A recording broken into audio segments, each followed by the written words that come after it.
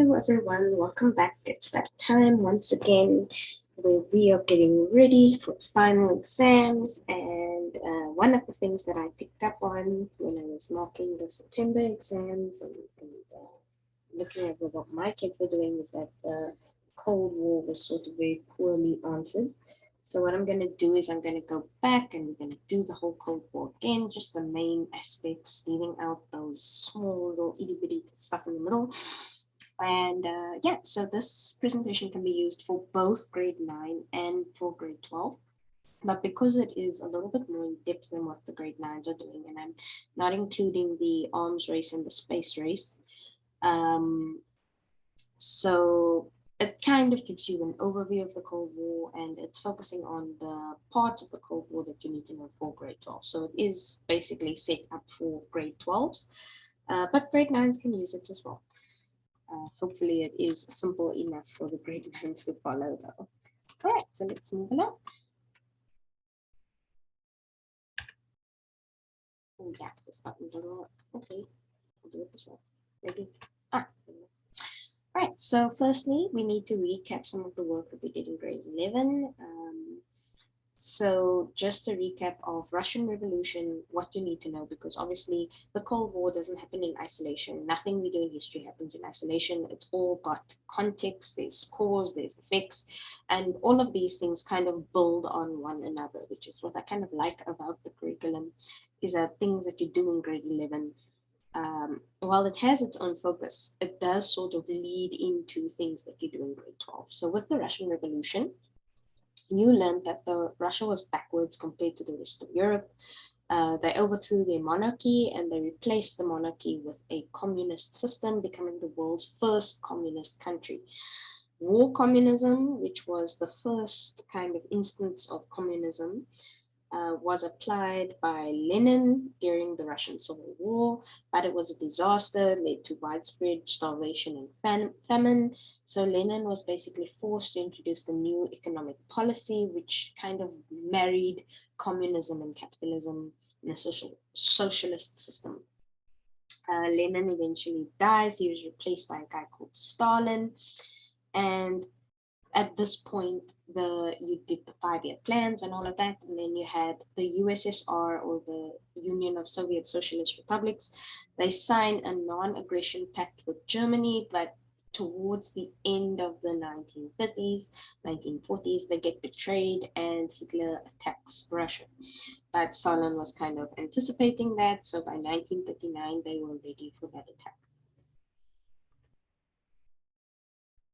And then we got to capitalism in the USA. We've got the USA, which experienced the stock market crash. It led to widespread and worldwide poverty, which we called the Great Depression. The poverty spread to Germany and helped the Nazi regime rise to power. And basically, the only thing that got America out of this Great Depression was the New Deal that was implemented by the president at the time, Roosevelt, as well as production for World War II. So when World War II eventually started, America started making bombs, tanks, weapons, and they would sell this overseas. And that helped stabilize their economy again. So I am going to play a song that was written by my brother-in-law. Well, it was written by me and then performed by my brother-in-law, just to explain the differences between capitalism and communism. This is what I sent to the kids in my class, and I thought it would be fun for you guys to listen to. See if you can identify, as he speaks, which one falls under capitalism and which one falls under communism.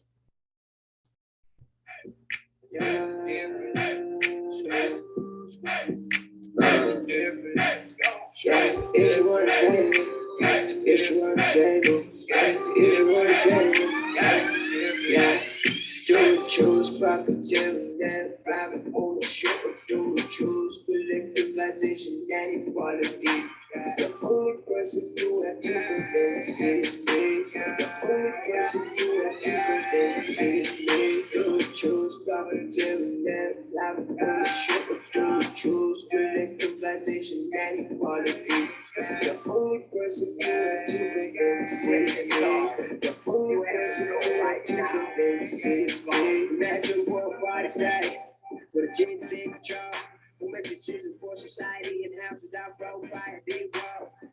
resources are owned by the state for the people. And the profits are used for the weak and the feeble. Every time they don't live to the rights. Every brother there to help you. Finish up your fights. Finish up your fights. With no criticism or government allowed. Nobody get angry, it's good for the crowd. Yeah, yeah, yeah. Get a rich or poor. Yes, I do it all. We like government control over excessive grandeur. Yeah. Medical service, housing, pensions on the table. No matter what you say, let their anger. Choose profiteering and private aim short. You choose collectivization and equality. The only person you have to convince is me. The only person you have to convince is me. You choose profiteering and private aim short. You choose collectivization and equality.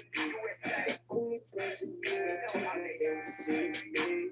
The only person you have to convince is me. You must be out of your mind every day. We gon' bring our nation to the breakdown. A million in our mind, there's a mess. It's a game of chess. Yeah. We be living a democratic state. Regular elections, political debates. Spin on government control, private ownership, control. We don't need to go. There's a huge gap between the wealthy and the meager. Like here we hungry, ambitious, and eager. Anyone with guts can achieve the American dream. Do we choose profiteering and private ownership, or do we choose collectivization and equality? The only person you have to convince is me. The only person you have to convince is me. Do we choose profiteering and private ownership, or do we choose collectivization and equality? The only person you have to convince is me. The only person you have to convince is me. So I hope that worked. But if it didn't, I'm gonna have to redo this whole video. So I hope it really worked. And if you picked up on that Hamilton references, well done to you. It was like one of my favorite soundtracks ever. I listened to it so many times. But anyway, moving along. Oh, thanks. All right, so let's just do a recap of the grade 9 work. So now we've led from the Russian Revolution, capitalism in the USA. It all leads up to 1939, World War II, which is basically when Germany started to expand their territory. They started taking over countries like Poland and other countries. And the Allies, which was Britain, France, and the USA, which joined later, declared war against the Axis, which is Germany, Italy, and Japan. Now, that is simplifying it a lot, but that's basically the gist of it. So between 1939 and 1945, millions of people were injured and died. You will remember that we did the Holocaust as well. And World War II eventually ends with Germany's defeat in May 1945 and Japan's surrender in August 1945. So World War II, as you know, ends due to the dropping of the atomic bomb. Even though Germany basically was rushed by the Soviets went into Berlin and they took Berlin. And then that was Germany out of the war. And then Japan was just carrying on, and they didn't look like they were going to surrender. So the USA dropped an atomic bomb on them and forced them to surrender. All right, so that is where we are. And you can sort of see how this sort of leads into the Cold War. Right, so what was the Cold War? So it is a period of distrust and tension between the United States of America and the Union of Soviet Socialist Republics. Henceforth, I'm just going to say USA and USSR. I can also use the word Russia, but Russia and the USSR are actually different. But if it's easier for you, then you can just think of it as Russia. So why did the Cold War happen? It happened because the USA was capitalist and the USSR was communist. The USA and the USSR had an uneasy alliance during World War II to defeat Germany. And the USA was also secretly developing the atomic bomb without telling their supposed allies, the USSR.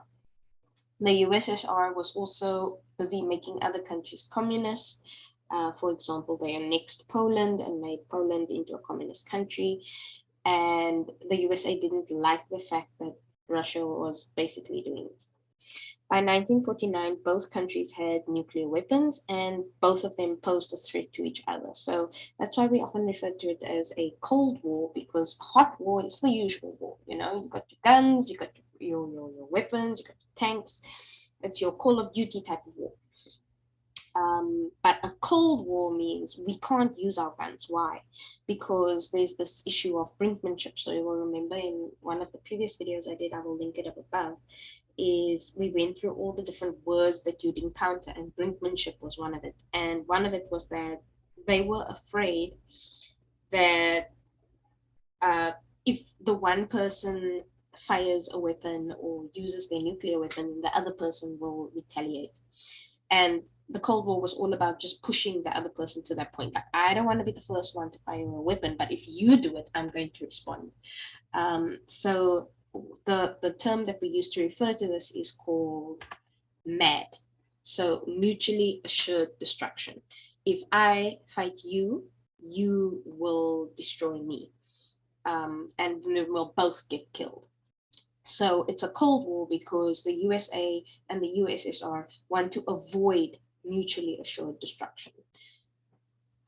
Right, so who are our key role players? Now, there's a lot of role players because the Cold War spans something like, what, how many years? From 1945 to like 1991. So it's quite a long time. So I'm not going to cover everybody, but just the main players I'm going to be talking about. So the main players at the beginning of the Cold War is Joseph Stalin and Harry Truman. Joseph Stalin representing the USSR or Russia. His distinguishing feature is the mustache. And I want you to take note of that because as I go through these slides, you're going to see cartoons and things with Joseph Stalin portrayed. And the way that you know that it's him is because of the mustache. They were always drawn with a mustache or a pipe. Then you've got Harry Truman. He's the president of the USA in the 1940s. His distinguishing feature is the glasses. Sorry. So if you see a guy with glasses, then you know that is Harry Truman. Next up, after Stalin basically died, he was replaced by Nikita Khrushchev. He became the leader of the USSR. His distinguishing feature is that he is bald. So if you see a picture with a bald guy, you know that guy is Nikita Khrushchev. But now we've got a problem because we've got another bald guy here. And his name is Dwight Eisenhower. So Dwight Eisenhower, his distinguishing feature would be the ears, I would say. But basically from this point onwards, they're not really going to show, or they shouldn't really show images of presidents anymore, because when we get to this point, we start getting into the case studies. So we start getting into Cuba, we start getting into Vietnam, we start getting into China, for example. So basically, you only need to know Stalin, Truman, Khrushchev, and then President Kennedy. They sometimes also show him in cartoons and things. So his distinguishing feature is he'll usually be portrayed with this really kind of suave hairstyle, or they'll show him with the pinstripe suit because that was kind of his signature outfit. Right, so then we've got Lyndon Johnson. Once again, this guy comes up again, if you guys remember from civil rights movement. Lyndon Johnson was the president, and Kennedy was the president at the time of the US civil rights movement in the 1960s. So you'll notice I've removed that distinguishing feature because from this point onwards, you're not really going to get pictures of these people. But they will be mentioned. Nikita Khrushchev is forced to resign after the Cuban Missile Crisis, which I will actually link above because I have done a video on the Cuban Missile Crisis. And he was replaced by a guy called Leonid Brezhnev. He was the leader of the USSR with fabulous eyebrows, if you don't mind my saying. Next, we've got Mao Zedong. So you'll notice I changed that verses in the middle to and. That is because the Soviet Union and Communist China actually worked really closely together until about 1959-ish. And then they had a falling out and China basically started their own thing. But they were still communist and they still supported other countries in becoming communist along with the Soviet Union. Right, so another thing that you need to be aware of is symbolism. In this unit, they like to use symbols to kind of show who they're speaking about. And if you can't identify the symbols, you're going to be very lost. Like if you look at a picture like this and you don't know what's happening, because all you see is a bear and an eagle and they're looking at each other. But if you know the symbolism behind it, this picture will make a lot more sense. So let me ask you a question. Which country do you think the bear represents? Tick tock, tick tock, tick tock. Time up. If you said Russia, or if you said the Soviet Union, or if you said the USSR, you would be correct. I like to say, and I think I've mentioned this in the previous video to my kids, like you've got that Russian bear vodka. So you just remember if you see the bear, it represents Russia. So how do we know? The bear is the national animal of Russia or the USSR. And then you'll see on the bear, they've drawn a hammer and a sickle. That represents the Soviet Union. You will also note, and this is just something that's not in the picture, but maybe something that might come up in a newspaper article, if they give you a newspaper article as a source, red is the color associated with communism. So they'll say, oh, the Reds attack. And you know, okay, that's the communists that are attacking. I really didn't forget myself some water. I don't want to stop the video for like 2 minutes to go get water. Okay. Which country does the eagle represent? The eagle represents America. Sorry, I didn't give you time to think of that. So why is that? It's because the eagle is the national animal of the USA. The stars and the stripes represent the USA. And usually when they speak about the USA, they'll speak about money bags or dollar signs because America was very, very rich. And then you can see in the middle, we've got each of the bears on the one side and the eagles on the other side, and this big gap in the middle. So the gap in the middle means irresponsible statements and deepening suspicions. And this is kind of representative of the Cold War. So how does all of this start? It starts with the Yalta and the Potsdam conferences. So World War II is kind of drawing to a close. They had the Yalta conference in 1945, early in the year. And it is between Winston Churchill from Britain. Is it Truman at that stage? No, it's Roosevelt of the USA and Stalin of the Soviet Union. They meet just before the war ends, kind of, and they think, okay, at the moment, Germany is being controlled by the Nazis. What's going to happen when we defeat the Nazis? Because we can't put the Nazis back in charge. So we need to put someone else back in charge. But the problem is we can't have elections because the country has been utterly demolished because of the war. We've gone in without tanks, many people have died, all of those things. So what is going to happen with Germany? So at Yalta, they make the agreement that Germany will be divided into 4 zones of occupation: Britain, France, USA, and the Soviet Union. Berlin will also be divided into 4 zones. So Germany, the country, is divided into 4, and then the capital city of Berlin is also divided into 4. Now, this was something that my kids really struggled to grasp, and I think it's because they don't know where in the world we're talking about. So I'm going to show you an image in a moment. They also agreed at Yalta that countries in Eastern Europe would be able to hold free elections after the war. So once everything is done, remember all of those countries in Eastern Europe have been conquered or were conquered by Germany at some point. And when the Soviet Union came down, they kind of freed these countries, but they left their army there. And that's going to be important for later. Right, so a couple of months later, Germany gets defeated. I think May, Germany is defeated. And now the question is, what's going to happen? We need to now implement the things that happened at Yalta. So The Soviet army is in Eastern Europe, because you remember the Soviet army attacked Germany from the east, while America, Britain, and France attacked Germany from the west. So Poland has officially become communist at this point, and it's a bit worrying for the people in the west. Truman, Roosevelt, I think, does he pass away? Yeah, Roosevelt passes away, and he is replaced by Harry Truman. He becomes the new president of the USA. He is not fond of Stalin. He really distrusts this guy, and he has good reason to. Stalin is not one to be trusted. He, like, if you remember grade 11, how he came to power, it's kind of dodge. And so when the USA was busy developing the atomic bomb, they did not tell Stalin about it. But Stalin also did not trust the USA, so that he was also kind of spying on them, and he found out about the bomb anyway. But the fact that he wasn't told, even though they were in an alliance, caused suspicion.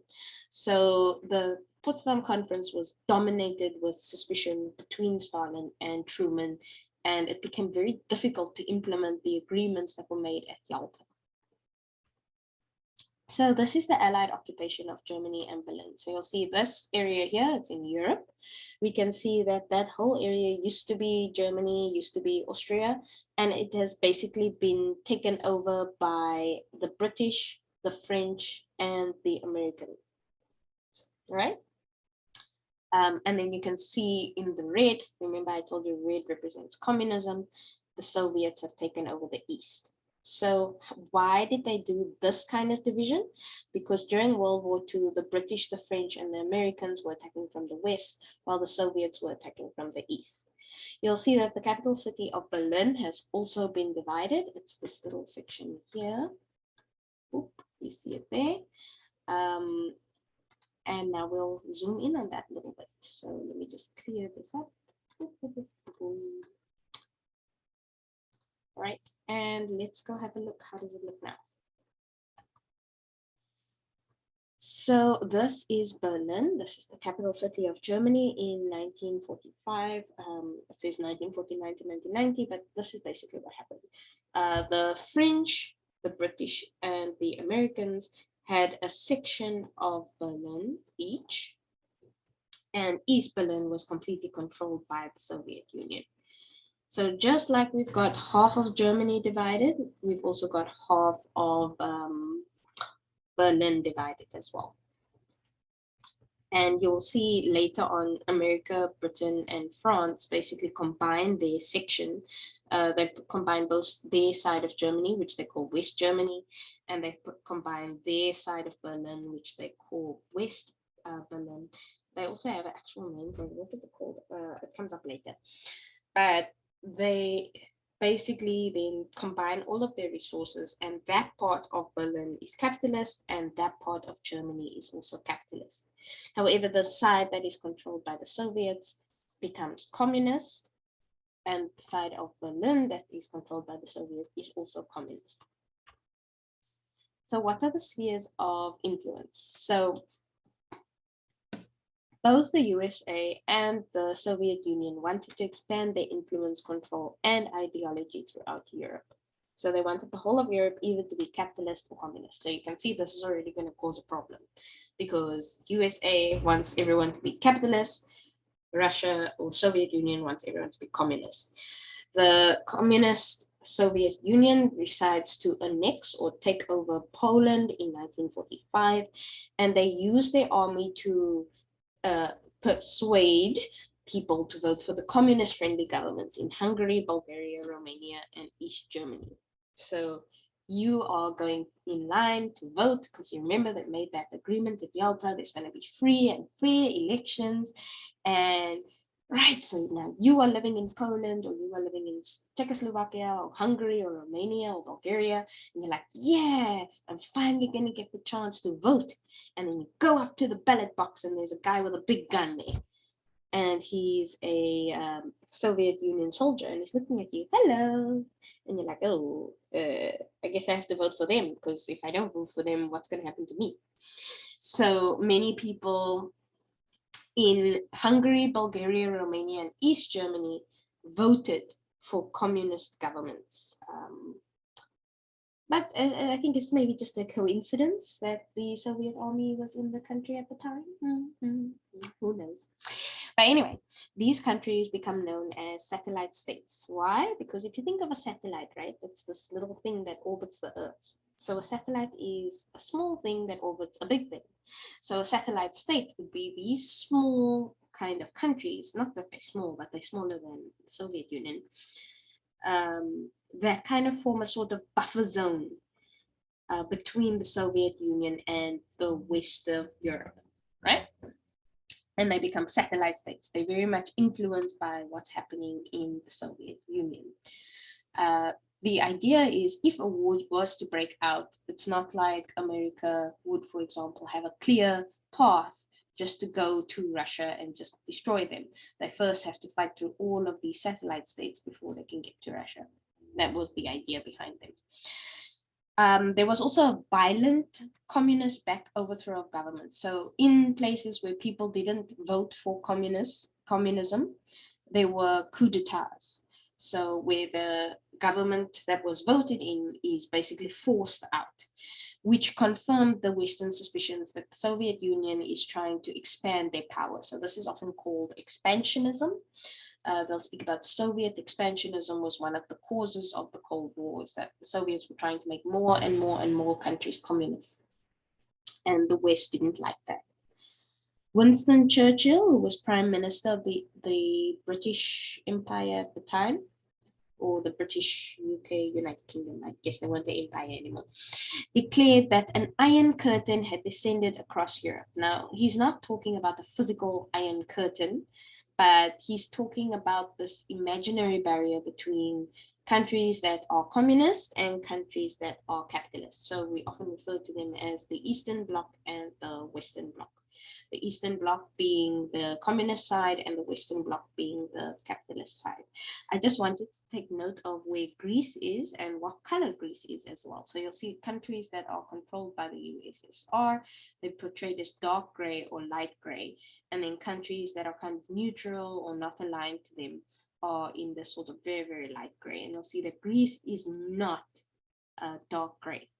This becomes important later when we talk about the Truman Doctrine. And we talk about, and then this little area here is Turkey. Obviously, also it's controlled by the nobody at the moment, but it is surrounded by communist countries on all sides. And that becomes a problem later.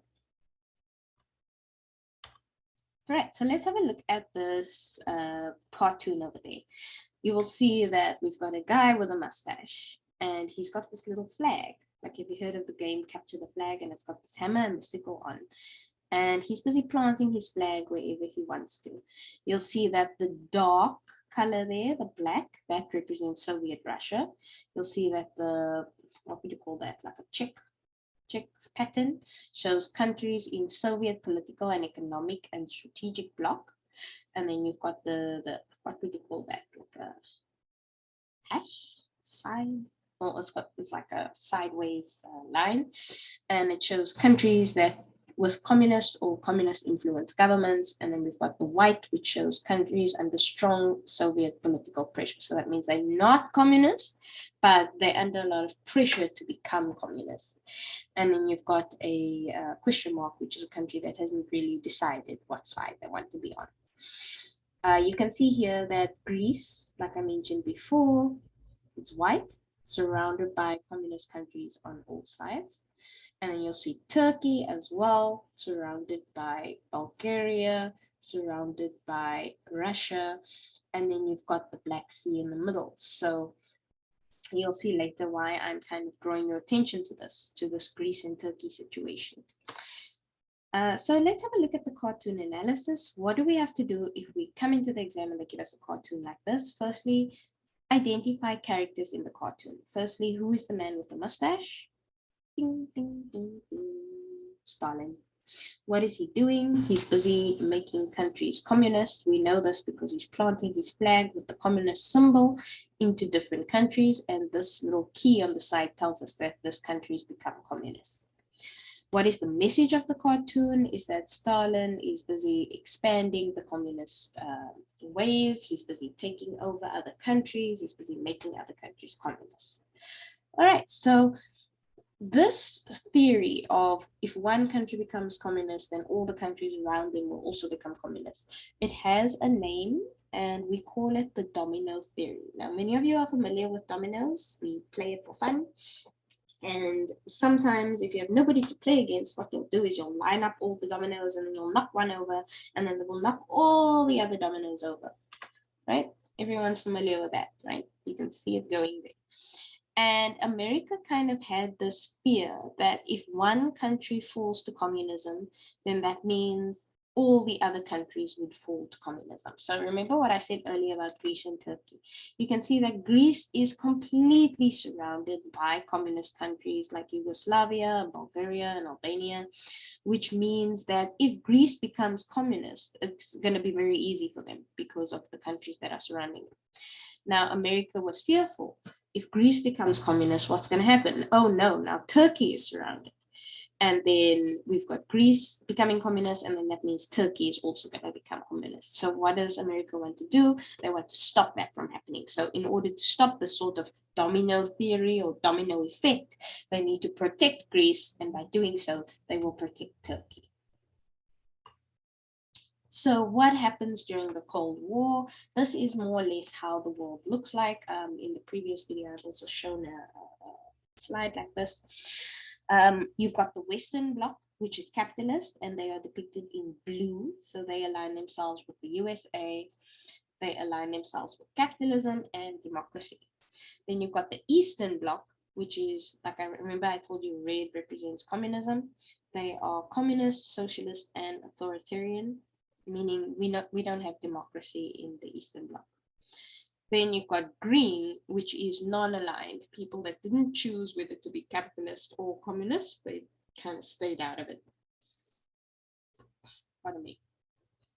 So you'll notice that South Africa at the time, and I'm saying this because it's relevant to us, is blue. And the reason for that, as well as Southwest Africa, the reason for South Africa being blue is because at the time the apartheid government used the fact that the ANC was aligned and the PAC were aligned with communist powers as a sort of way to justify the apartheid policy, which meant that they got a lot of support from America because they are sort of fighting against communism.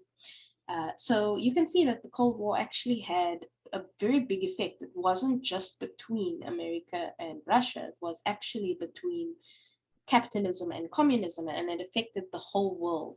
Many different countries used the Cold War to kind of justify their own policies and their own ways of kind of controlling their own people. So yeah, that's why it's relevant for us also to know about the Cold War. A lot of people say, why are we studying this? Why? But it affects our history as well.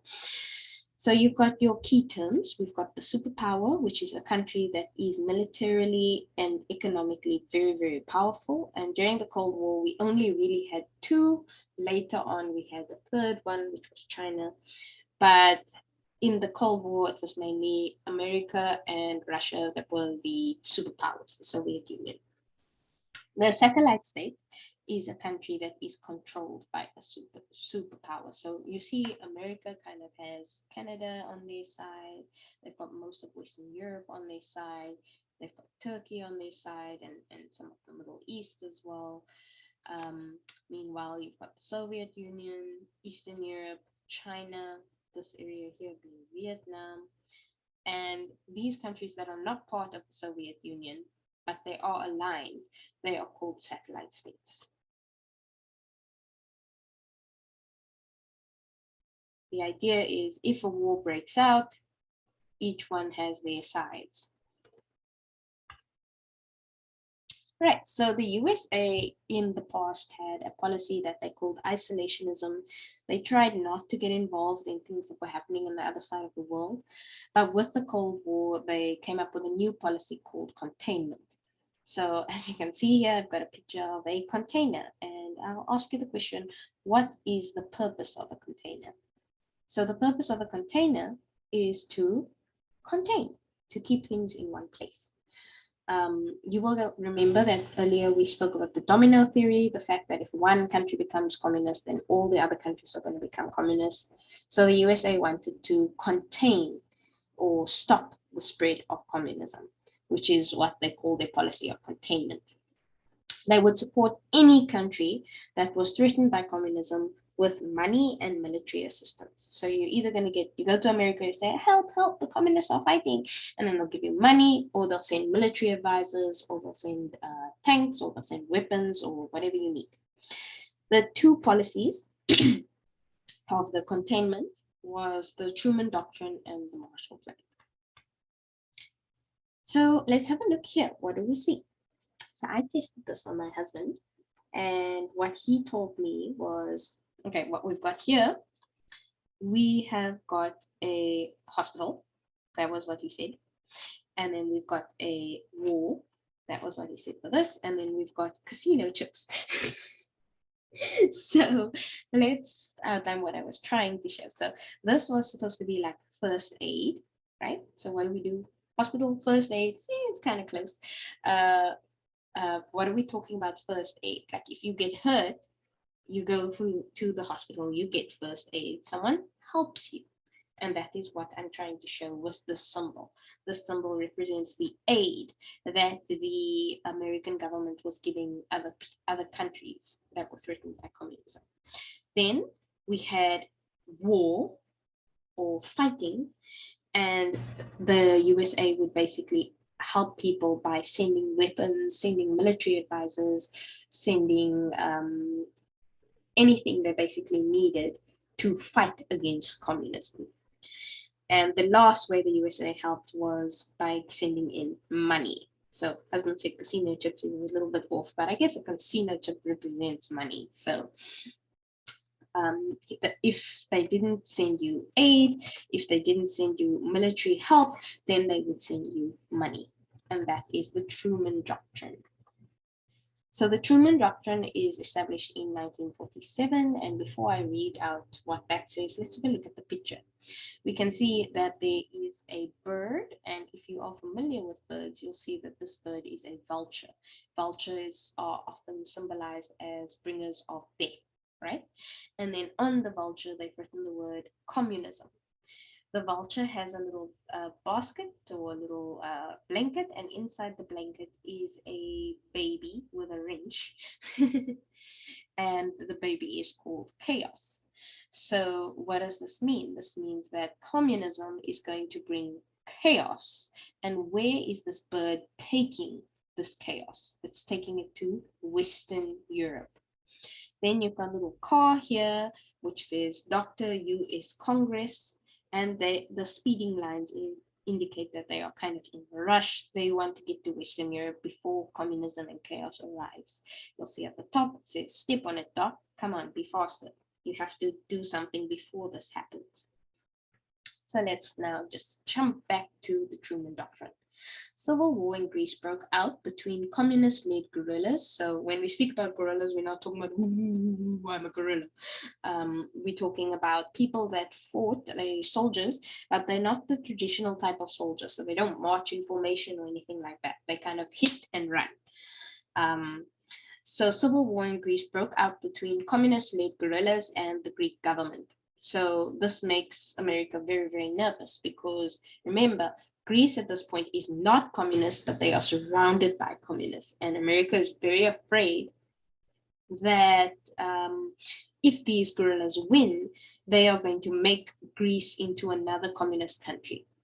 We also have a problem that a similar situation is developing in Turkey.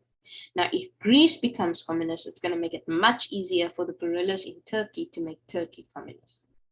The USA believed that in both cases, the Soviet Union was supporting these communist-backed guerrillas, giving them money, giving them military assistance, giving them whatever they needed in order to make those countries communist.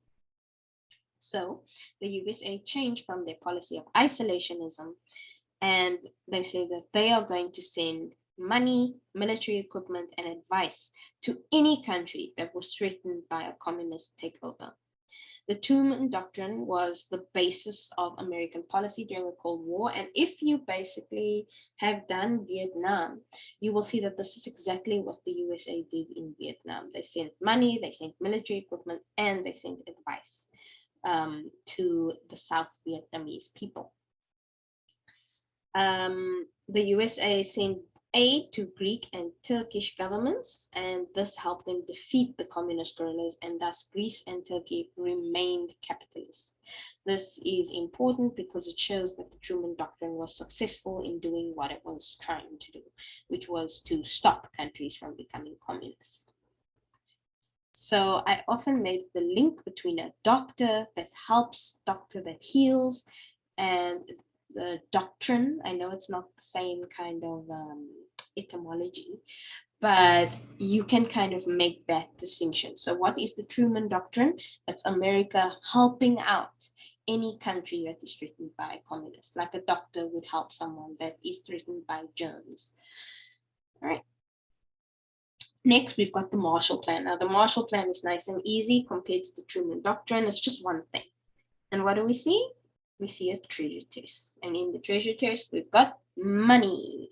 So the Marshall Plan is just money. So what is the Marshall Plan? Let's first look at the picture. We see this big guy, and on his shirt, it's written Europe. We can see that he is learning to ride a bicycle.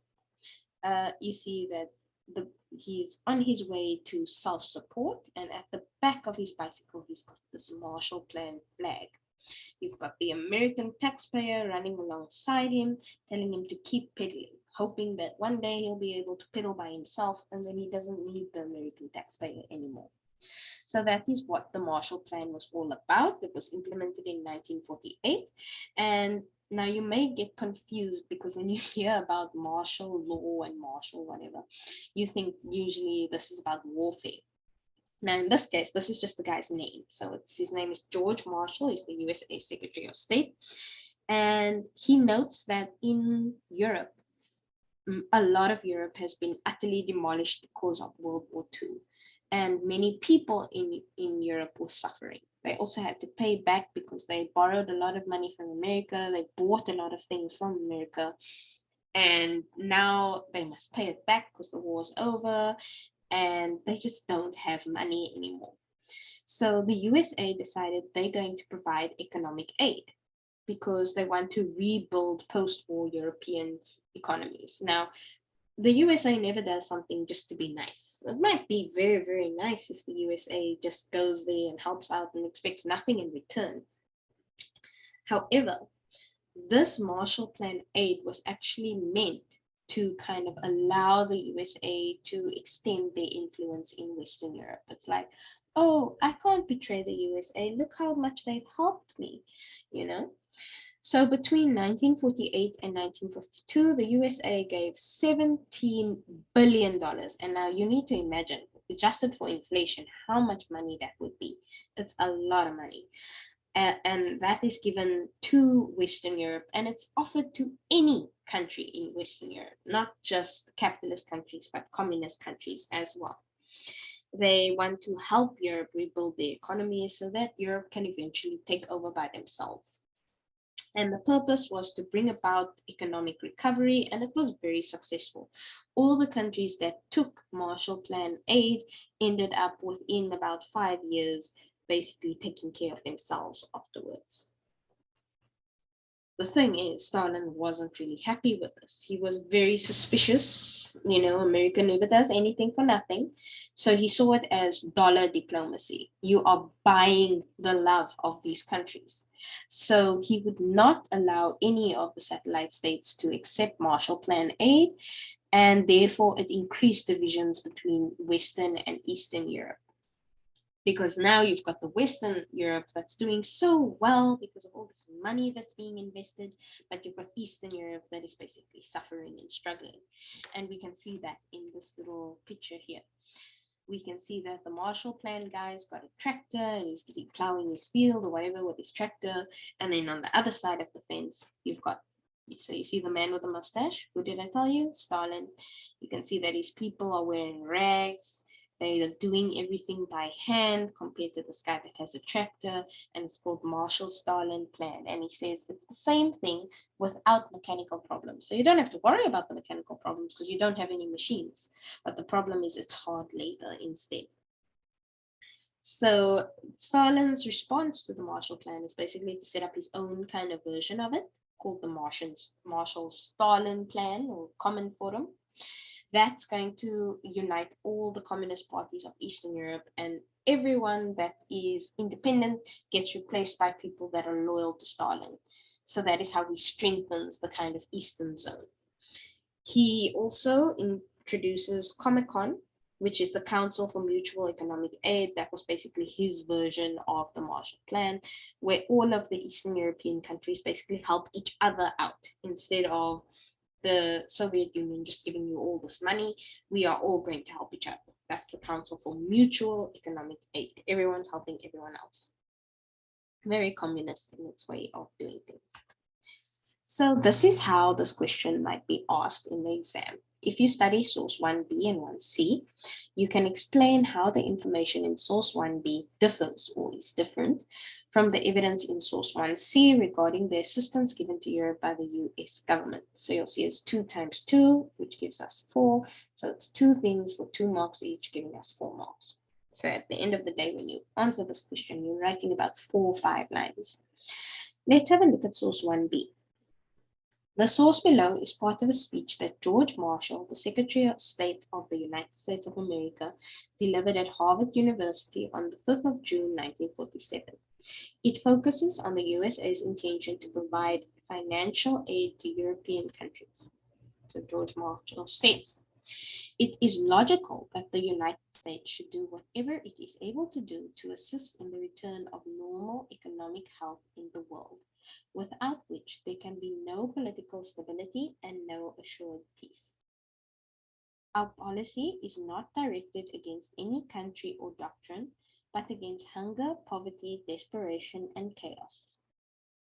Its purpose should be the revival of a working economy in the world, so as to permit the emergence of political and social conditions in which free institutions can exist. Such assistance, I am convinced, must not be on a piecemeal basis as various crises develop. Any assistance that this government may render in the future should provide a cure rather than a mere palliative. Any government that is willing to assist in the task of recovery will find full cooperation, I am sure, on the part of the United States government. Any government which maneuvers to block the recovery of other countries cannot expect help from us. Furthermore, governments, political parties, or groups which seek to perpetuate human misery in order to profit therefrom politically or otherwise will encounter the opposition of the United States. It is already evident that before the United States government can proceed much further in its efforts to alleviate the situation and help start the European world on its way to recovery, there must be some agreement among the countries of Europe as to the requirements of the situation and the part those countries themselves will take in order to give proper effect to whatever action might be undertaken by this government. So that is 1b. Let's have a look at 1c. The source below focuses on the reasons forwarded by the Soviet Union's Foreign Minister V.M. Molotov for the rejection of the Marshall Plan at a meeting held in Paris on the 2nd of July 1947. Soviet Foreign Minister V.M. Molotov walks out of a meeting with representatives of the British and French governments, signaling the Soviet Union's rejection of the Marshall Plan. Molotov's action indicated that Cold War frictions between the United States and Russia were intensifying.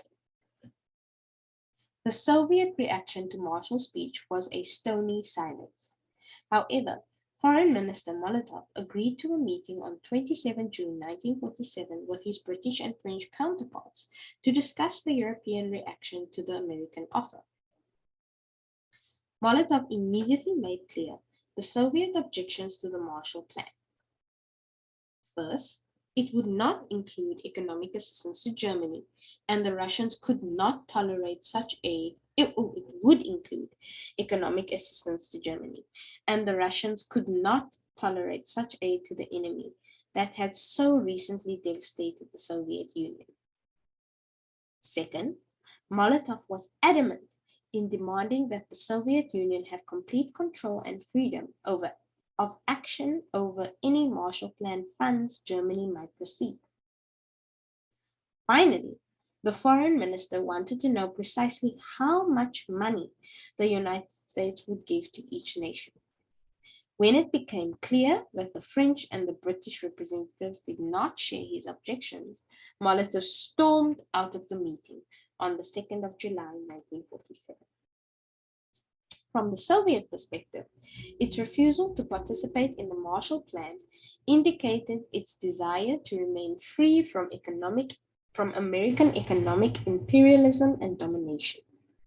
In the following weeks, the Soviet Union pressured its Eastern European allies to reject all Marshall Plan assistance. That pressure was successful, and none of the Soviet satellites participated in the Marshall Plan. The Soviet press claimed that the American program was a plan for interference in the domestic affairs of other countries.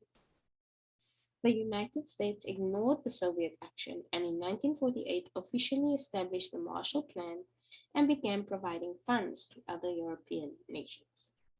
So let me get my trusty pen and let's see if we can find any differences. So firstly, when we have a look here, we can see that the Soviets view the Marshall Plan as economic imperialism. If you remember grade 10, when we spoke about imperialism, it's when one country takes over another country. However, if you look at how America sees the Marshall Plan, they are saying that they are not directing their policy against any country. So they're not trying to take over other countries, they're just trying to combat hunger, poverty, desperation, and chaos. You can also see that the Soviet Union, they claim that it's a plan for interference in the domestic affairs of other countries. And if you look here, they say there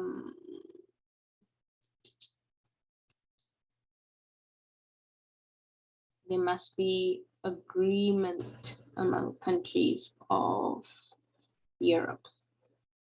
So they're not trying to interfere. You guys must agree. You, that is the European countries. So there we can see a few differences there. How the Soviets view the Marshall Plan and how the Americans view the Marshall Plan. And they like to do this with Cold War, where they give you one source that is from a Soviet perspective and one that is from American perspective, and then they ask you to pick out the differences. Right, so let's clear that off. Clear all drawings. Okay. So now let's see. Next. So what are we looking for in comparison questions?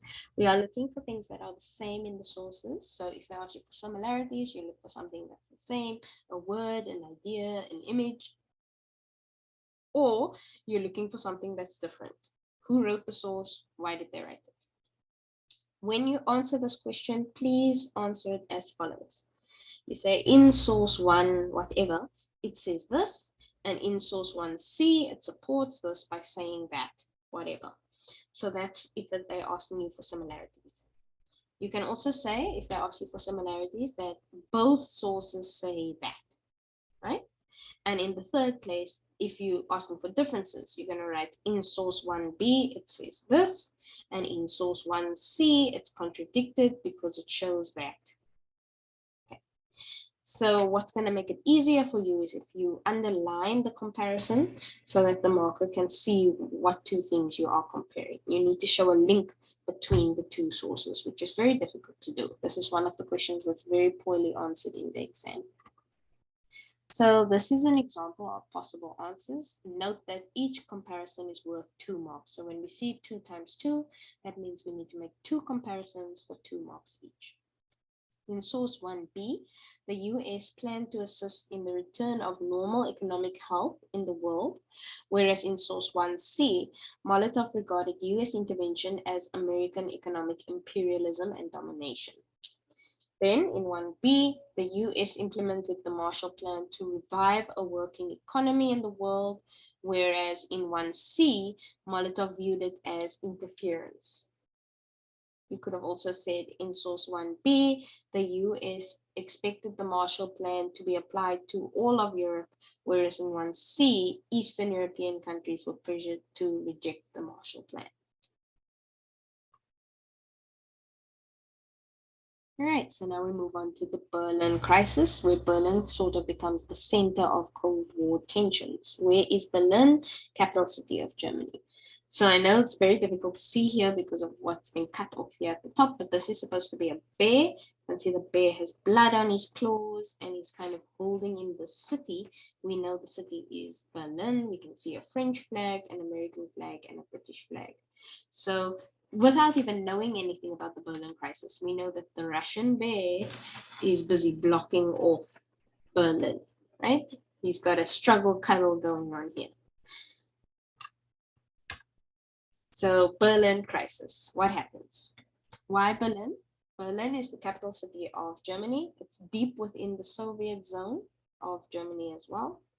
And it's divided between the four powers, USA, Britain, France, and Soviet Union. There is different political and economic systems in the different German zones. So what you find is that the West Berlin has capitalism and democracy, while East Berlin is kind of controlled by the Soviet Union. Same with West Germany and East Germany. So the Soviet zone has a communist dictatorship, which means all of the industries have been nationalized and everything. The economic recovery is very, very slow, meaning the people are kind of suffering. They were instructed not to accept any American help. Also, the East Germans were forced to pay back reparations for damages caused during World War II. So during World War II, Germany invaded the Soviet Union and caused a lot of misery there. So the Soviet Union basically wanted revenge. So all the money that gets made from East Germany needs to be paid back to the Soviet Union. The consequence of this is that East Germany is very, very poor and life there is miserable. Right, then you've got the Western zone. You've got different political parties. You've got local democratic elections, free enterprise. The people seem to be doing very, very well because of the Marshall Plan. They are not expected to pay back any money, and they are actually blossoming because of all the money that is provided by the Marshall Plan. So this was actually a question that my kids got in September, and a lot of them got it wrong. I think I could count on my hands how many people got that question right. Why was the Western zone doing better than the Eastern zone? So the two answers that they were supposed to say is they were supposed to say that the Marshall Plan made sure that they had rapid economic recovery, and the fact that the Western zone didn't really have to pay back any money for World War II, which helped the people become prosperous. In 1948, Britain, France, and the USA united all their zones into one big Western zone. So Stalin sees this difference. We see Eastern Berlin is struggling, Western Berlin is prosperous. And, he's feeling a bit green. He feels that the Western powers are waging what we call economic warfare. You're not fighting me with guns and weapons, but you are making my currency absolutely worthless because everyone's rather going to use your currency because they can get much more for it. So what Stalin does is he closes off all surface routes, road, rail, and canal between Berlin and the Western zone. So there's no way, because remember, they're deep in the Soviet zone, there's no way for the Western zones to get supplies from the side of Europe. And they also can't contact them either. Now, the problem is the West doesn't want to force the Soviet Union to lift this blockade because it's going to lead to war. And at this point, The Soviet Union also has atomic weapons, so they don't really want to start a war that could end up with everyone getting destroyed, mutually assured destruction. So how do you get them to lift that blockade? So one way to do it is to make sure that that blockade is useless. And they established something called the Berlin Airlift. For nearly a year, the West supplied the western sections of Berlin with food, fuel, building material. Every month, the plane is coming in and dropping off supplies, right? Almost every single day. In 1949, Stalin is forced to call off the blockade because it is not working. The tension between the superpowers increase, and Berlin becomes a symbol of the Cold War tensions. So this is an example about how what happens in Germany and Berlin contributes to Cold War tensions in Europe. So let's read source A. At the Yalta Conference in 1945, the Big Three decided that the country, Germany, would be divided into 4 zones for the purposes of occupation. A zone for the French, as well as each for the Big Three, and the city of Berlin would be jointly occupied. Berlin was inside the Soviet zone, was also divided into 4 zones, the 3 western zones controlled by the capitalist West, and the eastern zone by the communist Soviet Union. By early 1947, well before the Marshall Plan was launched, the partition of Germany had begun to take a permanent look. It was clear that the Americans and the British were moving towards the creation of a separate Western Germany as part of the plan for economic recovery of the non-communist Western Europe. On the 18th of June 1948, a new currency, the Deutschmark, was put in circulation in the Western zone to replace the old Reichsmark. The Russians responded by introducing a new currency in their zone called the Ostmark, the East German mark, which included Berlin. Russian retaliation this time came fast and hard. They declared that since the Americans, British, and French were creating a new Germany in the West, they had no business interfering in the Germany of the East. To make their position absolutely clear, the Russians closed the roads, railways, and waterways that linked West Berlin to the Western zones on the 24th of June. The Western powers could have abandoned Berlin. That would have meant handing over 2 million West Berliners to communist rule. Although West Berlin was a useful listening post behind the Iron Curtain, was it really worth a confrontation with the Russians that might lead to a hot war? The commander of the American forces in Germany, General Lucius Clay, declared, "We have lost Czechoslovakia. Norway is threatened. We retreat from Berlin.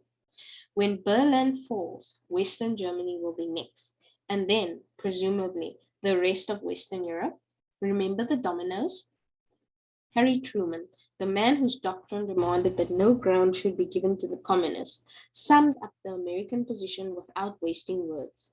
"We are going to stay, period." So let's have a look at the source, at the questions. So they ask, what, according to the source, did the Big Three decide to do with Germany at the Yalta Conference in 1945? The Western powers and the Soviet Union competed in Germany after World War II. What were the plans that Britain and America had? What was the plans that the Soviet Union had? Name 2 access points that Russia closed. And use the source and your own knowledge to explain the concept Iron Curtain. Comment on what both Lucius Clay and Harry Truman feared would have happened if Berlin were to fall into the hands of the Soviets. So here's some source analysis tips. You can use this for any source-based question. The questions will follow the order of the paragraphs. For example, the answer to question 1.1 will be in the first paragraph. The answer to question 1.2 will either be in the second paragraph or it will be in the first paragraph, but after the answer of question 1.1. Secondly, according to the source or from the source means the answer is in the source. But that doesn't mean you can just copy it. So you need to make sure that you turn those away into your own words. The word explain means that the examiner wants you to analyze and interpret the question. In other words, you need to use your example. Sorry, that was my Bixby. Shut up, Bixby. I'm not talking to you. Right. So the word explain means the examiner wants you to analyze and interpret the question. In other words, you need to use your own words and understanding as far as you can. You may not just rewrite the source as an answer. If you do that, you're going to get no marks because that is plagiarism. The only time you can rewrite the source as an answer is if they say quote, name, list, describe. Then you can use the answer in the source because it is a level 1 question. But other than that, if you see that 1 times 2, or if you see anything times 2, it means it needs to be in your own words as far as you possibly can. All right. When you go to own knowledge, that means the answer is not in the source. It's based on what you studied in class. And then comment on, you need to give your own opinion, you need to explain. So a lot of people tend to get stuck with that comment on. I advise them just to scratch it out and write the word explain on top, and then the question will say explain what Lucius claim means, blah, blah, blah, blah, blah, blah. Then it's much easier to answer. So always look at your mark allocation. If you see a 2 times 1 or anything times 1, it means however many responses for 1 mark each. Right? It's usually just a word, or it will be a sentence that you are quoting. Then we have 1 response for 2 marks. That means you need to use a full sentence, and usually when you get a 1 times 2, it means that you need to actually use your own words, and you need to actually think a little bit about the answer.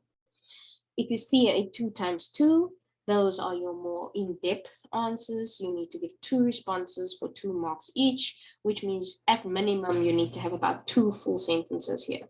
2 marks for the first sentence, 2 marks for the second sentence. You could be showing cause and effect, or you could be given 2 reasons for something, but there needs to be 2 for 2 marks each.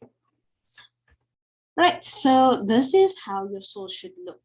You're walking into that exam venue, you have your highlighter, you have your pencil, and you should be going through your sources. You've read the questions, you've read the source.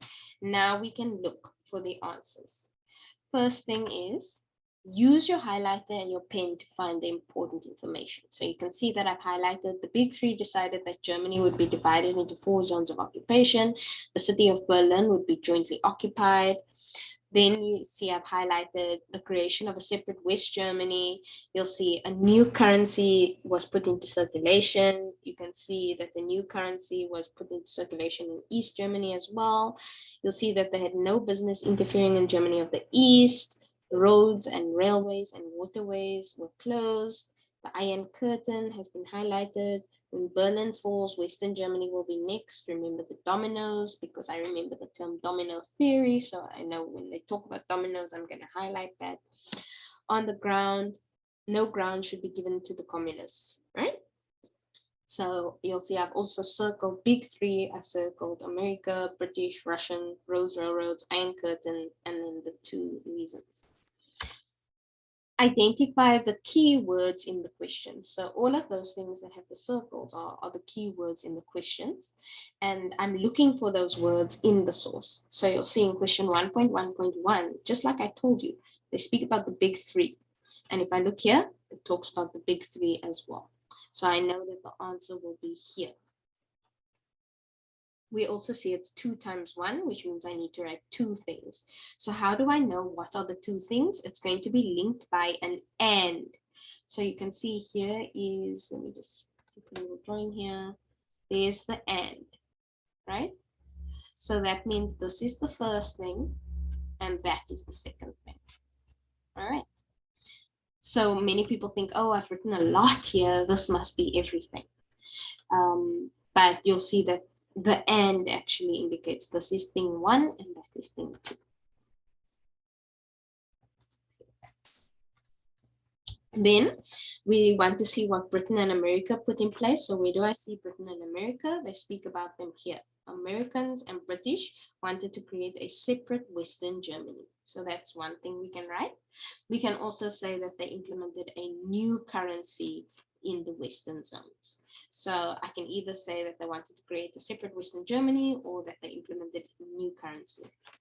Soviet Union, well, we know Russian and Soviet Union is pretty much the same thing. So in this case, we're going to say they put in a new currency called the Ostmark. right? And they told America they had no business interfering in Germany of the East. So I can say one of those two. Why one of those two? Because you'll see it's 1 times 2, which means one thing for 2 marks. It's also telling me to explain, so I must be very careful, because in this case it's very easy to think I'm just going to rewrite what it says in the source, but because it says explain, you have to use your own words. So you have to say, for example, Britain and America wanted to create their own version of Western Germany, and they did this by putting in a new currency called the Deutschmark. And then the Soviet Union, you can say they had a plan to create, they said that the Western Germany didn't have a business interfering in their Germany, and they also introduced their own currency called the Ostmark. Okay, so then that's in my own words, but I've taken the information from the source. Then we've got 1.1.3, 2 of the access points. You'll see that 3 are actually given. We've got roads, railways, and waterways. Roads, railroads, and rivers, I like to say. And so when we mention the 2, we only need to say 2. We can say roads, railroads, railroads and waterways, or roads and waterways. It's okay. Any combination is fine as long as you mention 2 of them. If you mention all 3, they will simply mark the first 2 and they will ignore the third one. Iron Curtain. Now that is something you'll only know if you actually went and studied. This is information that is not in the source. You need to know it. You need to know that the Iron Curtain is the imaginary border between the communist East Germany, or the Eastern countries that are communist, Eastern Bloc that is communist, and the Western Bloc that is capitalist. Right, so that you have to do in your own words. There's nothing in the source that really tells us what an Iron Curtain is. We can sort of work it out because it says West Berlin is the communist rule, but if you didn't know what the Iron Curtain was, you wouldn't be able to work that out. Then you got 1.1.5, comment on what both Lucius Clay and Harry Truman feared would have happened if Berlin should fall into the hands of the Soviets. So I just want to show you something. You'll see that this question is worth 2 times 2, and you'll see Lucius Clay is 1 and Harry Truman is the other. So we can infer from that it's 2 marks for Lucius Clay, 2 marks for Harry Truman. Let's clear all of that. Now, if we go here, we can see what is Lucius Clay saying. He's saying that when Berlin falls, West Germany will be next. And what is Truman saying? No ground should be given to the communists, right? So once again, we need to put that in our own words. We can't just copy it from the source. We need to say Lucius Clay is basically saying that this domino theory is going to happen. If they allow Berlin to be taken over, then they're going to lose all these other countries to communism. And Harry Truman is saying that they need to give the communists no leeway. They need to stop them. They need to contain the spread of communism. Right? So the answers are right there in the source, but we need to analyze, we need to interpret, we need to write it over in our own words. All right, so let's move along. The Berlin Wall. So 10,000 people a week were leaving from East Berlin into West Berlin by 1961. And the reason for that is that, remember I told you that the people in West Berlin were very, very prosperous. So you are busy suffering. You're not going to stay where you're suffering. It's very easy. You can just go to the other side of the city where people are thriving. So the problem with this is that it caused issues with the factories in East Germany. You don't have enough workers, which means production goes down, which means you're not making money, which means it kind of has this knockoff effect of the economy taking a hard hit. So the Soviet Union wants to stop the loss of people and the skills they took with them to the West by leaving through Berlin. So in August 1961, East German authorities built a wall to divide the East and West Berlin. This high fortified Berlin Wall had machine gun posts, searchlights, soldiers, basically stopping people going from East Berlin into West Berlin. Now, just imagine that for a moment, like somebody just overnight builds a fence between one side of Cape Town and the other side of Cape Town, and you're not allowed to go over. And the West was able to do nothing to prevent the building of the wall, because remember, whatever happens in East Germany is under the protection, I guess, of the Soviet Union. So the West can't do anything to stop the wall from being built. Now, because this wall was kind of put up overnight, a lot of people were separated from their family members and separated from where they actually were from. Like you had people that were in West Germany that were just visiting at the time. Wall goes up, you're stuck. Oh, great. Now what? You try to escape, and what happens? You try and dig underneath. They catch you. You either get killed or you get arrested. So many East Germans died trying to escape across the wall, and the wall became a famous symbol of the Cold War period. Right, so this is source 1C. This is an article from Revealed the Tragic Victims of the Berlin Wall. Siegfried Nofke was a 22-year-old who had been separated from his family by a momentous tragic event that took the world by surprise. Nofke, an East Berliner, had been visiting relatives in capitalist West Berlin that evening. Like hundreds of others, he returned to a crossing point into East Berlin on the morning of 13 August, but found it barred by border police with machine guns. His only chance of contact with his wife and daughter, left in the East, was to wave at them across the barbed wire divide. He decided that his only chance was to smuggle his family into the West.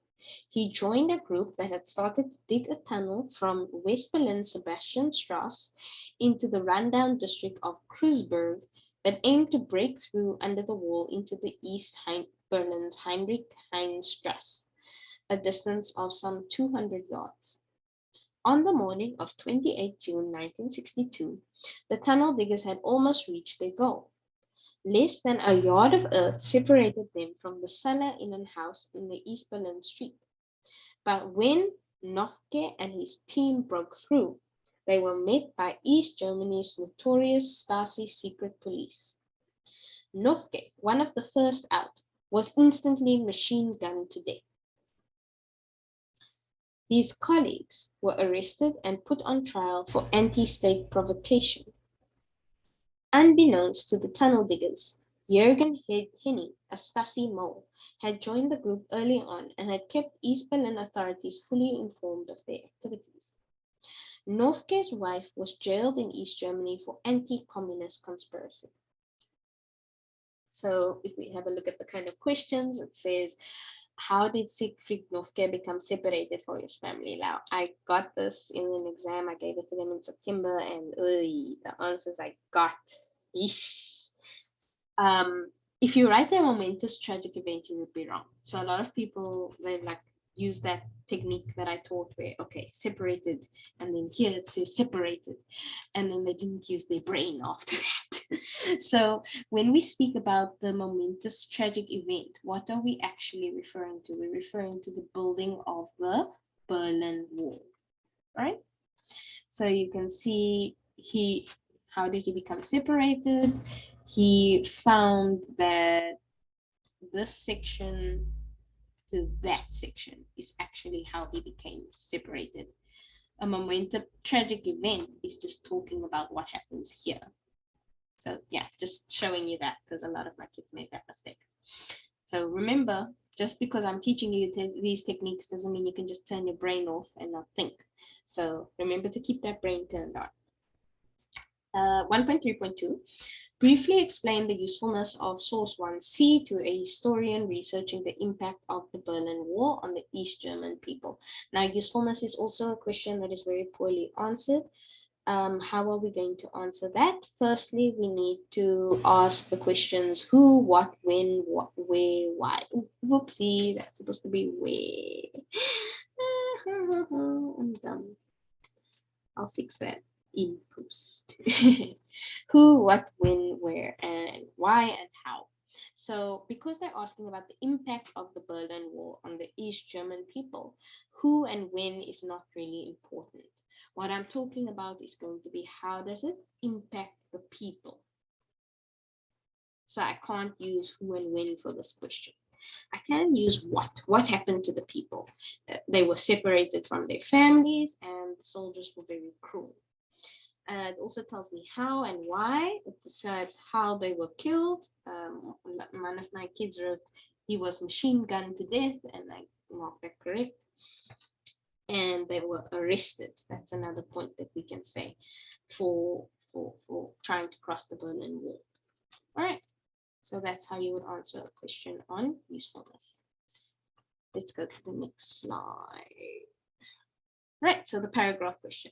When writing a paragraph, it is essential to use the PEEL method as the paragraph is assessed holistically. I'll explain what that is when we get to the essay section, which is going to be in a separate video. An easy way to construct a paragraph is to identify 2 facts from every source that answers the question. Another easy way to construct a paragraph is to write down what you know about the topic from class. For example, if I asked you, just using this information that we've gone through now, to write a paragraph on the Berlin Wall, what would you write? So you'd probably write about Siegfried. You'd probably write about how he was prevented from seeing his family because this wall went up. You'd probably write about how the wall separated East Berlin and West Berlin. You'd say that the reason the wall went up was because too many people were leaving from East Berlin into West Berlin, and that caused a problem for the Soviet Union. And that is just from what you get from a PowerPoint presentation, ignoring what you've done in class about the Berlin Wall.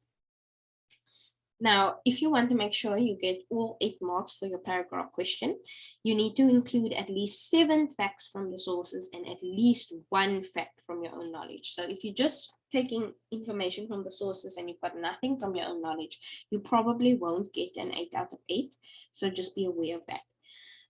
You also need to have a well-structured paragraph with a point, multiple explanations and examples, and a linking sentence. Because, like I say, the paragraph is assessed holistically. You don't get a mark per fact, you get a mark about how your paragraph looks as a whole. So you could have 5 facts, but you've got a very, very nice paragraph, and you can still get very good marks for that. Remember to refer to the sources used in your paragraph, example 1A, 1B, 1C, 1D, to show the examiner that you have read and analyzed the sources. Like, you're not just thumb sucking. You need to show them, no, I've read the sources, I've taken this information from the source, and I've constructed this paragraph.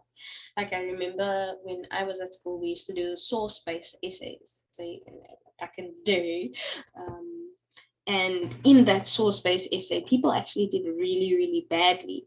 And I think part of the reason for it is because they didn't know how to use the sources. So many people would just rewrite the source as their essay, and then they get no marks.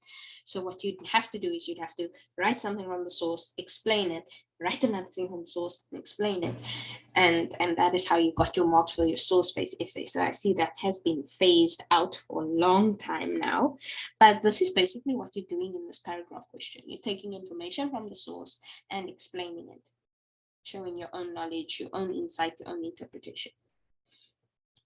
But it's like a mini essay because you're not having multiple paragraphs and you're not leaving lines open and things like that. The length of your paragraph does not matter. So I know some teachers are very, very strict on this, but I'm going to tell you a secret. And the final exam, in the examining marking venue, you are not penalized if you write a very, very long paragraph. Like, I've had kids that wrote a whole page and they were not penalized. So if you write a short paragraph, you are also not penalized because they say that you've effectively penalized yourself because you've left information out or whatever. So we can't penalize you when you've already penalized yourself. So just be aware of that. Your paragraph can be as long or as short as you want. Just remember, do not leave a line open. When you leave a line open, you have now written 2 paragraphs, and therefore the second one will not be marked. So just be aware of that. Here's an example of a paragraph, just a random one that I wrote. I had to kind of make up my own key question here. But the Soviet Union took many steps in order to prevent capitalism in Berlin. Berlin was situated in the Soviet zone of control, OK, meaning own knowledge, and was severely damaged by World War II. In 1A, we said that during the negotiations, no formal agreement guaranteed Western access by surface transportation to Berlin, and the Soviets believed they had the power to allow the Allies in Berlin. That's all from 1A. When the Soviets introduced Bezonia, the implementation of the Marshall Plan and the Deutschmark, the Soviets blocked all surface roads to Berlin. Pardon me. That's from 1B. The Allies responded with the Berlin airlift, and Stalin removed the blockade when it became ineffective. That's my own knowledge. Following this, many people began fleeing from East Berlin to capitalist West Berlin, causing economic ruin in the communist East Berlin. Taking that from 1C. The Soviets responded by building the Berlin Wall and killing or arresting anyone who tried to get over the wall. That's 1C and 1D. The Berlin Wall became a symbol of Cold War tensions. Own knowledge. This shows how the Soviets responded to capitalism in Berlin. That's 168 words and probably about 8 marks because I've used their own knowledge, I've used all of my sources, and I've explained how the Soviet Union took many steps in order to prevent capitalism from spreading in Berlin. So how is it marked? Both the content and structure of the paragraph must be taken into account when awarding a mark. So you'll see that if your teacher has been to the grade 12 marking center, they will mark like this. They read the paragraph and they place a bullet at each point within the text where the candidate has used evidence to address the question. They will then reread the paragraph to evaluate whether you've been able to use the relevant evidence to write the paragraph, so using that PEEL. At the end of the paragraph, you will see a number of ticks, which indicates that you've got so much marks for the paragraph, as well as the level. Level 1 being bad, level 2 being good, level 3 being excellent, as indicated in the holistic rubric and brief comment. Example, the line represents something that you've written with a dot, something you've written, dot, dot, dot, dot, and then you get a level 2 4 marks. So let's summarize. Whew, finally, I think I've been talking for an hour at this point. The Cold War was an ideological battle between the USA and the USSR, focusing on capitalism and communism. It was characterized by suspicion and distrust from both sides. Both sides tried to expand their influence all over the world. The first stage of the conflict was the containment policy of the USA through the Truman Doctrine and the Marshall Plan. The Truman Doctrine provided aid to any country that was threatened by a communist takeover. The Marshall Plan helped to rebuild Western Europe after World War II, but the Eastern European countries were pressured not to accept it. The next major conflict of the Cold War was the Berlin Crisis. The USSR blockaded Berlin, and the USA had to airlift supplies for a year before the USSR lifted the blockade. Following this, the USSR built a wall in Berlin after too many people fled from the east to the west. The wall lasted until 1989, and when the wall eventually came down, that symbolized the end of the Cold War. So I'm going to end it there. I just checked my phone now, and it looks like I was actually talking for 2 hours, not 1 hour. So I'll probably split this video into 2 as well. So which means this extension of the Cold War Vietnam will be part 3. Thank you very much for watching, and good luck for your exams.